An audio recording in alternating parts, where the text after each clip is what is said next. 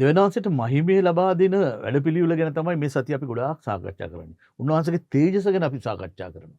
උන්වහන්සේට මහිමය ලබා දීමට සාකච්ඡා කරනවා. අද උන්වහන්සේ අපට දෙනවා සෑම කෙනෙකුටම විශේෂයෙන්ම ස්වාමීන් වහන්සේ කෙරෙහි බලාපොරොත්තුවක් ඇති කරගන්න. ඔවුන්ගේ ශක්තිය අලුත් කරගන්න. හරියට මේ රාජාලියෙක් වගේ ජීවත් වෙන්න කියලා.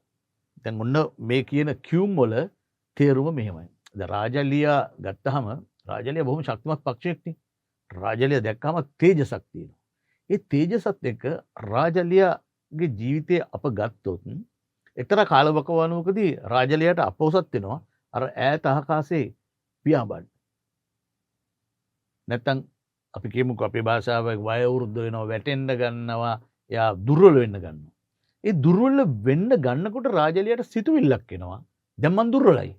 මං ශක්තිමත් වෙන්නට ඕනේ. මං බලාපොරොත්තුවක් ඇති කර ගන්නට ඕනේ.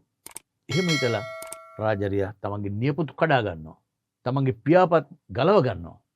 අලුතින් පියාපත් වැඩෙන්න අරිනවා. නියපොතු අලුතින් වැඩෙන්න අරිනවා. තමන්ගේ හොට කඩාගෙන හොට හදා ගන්නවා අලුත් වෙලා. අලුත් නැවුම් බලාපොරොත්තුවක් රාජාලියා තුල ගන්නවා. දැන් රාජාලියා අලුතින් බ්‍රෑන්ඩ් නිව්. දැන් ඔන්න රීකන්ඩිෂන් වෙලා රාජාලියා නැවතත් ආකාශයේ පුරාවටම ඈත ආකාශයට පියාඹනවා. ඒ රාජාලියා.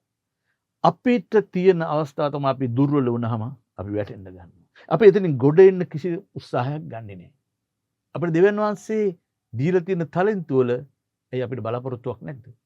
අන්නේ බලාපොරොත්තු ඇති කරගෙන ස්වාමින් වහන්සේ කෙරෙහි අද ඉන්නට කියලා දෙවියන් වහන්සේ අපට ආරාධනා කරනවා. රාජ්‍යලියෙක් මෙන් ශක්තිමත් වෙලා අලුත් වෙලා ජීවිතය ගෙන යන්නට ස්වාමින් වහන්සේ අද අපිට ආරාධනා කරනවා.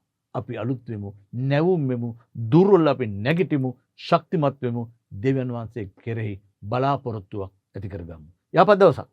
ජේසුස් පිටයි.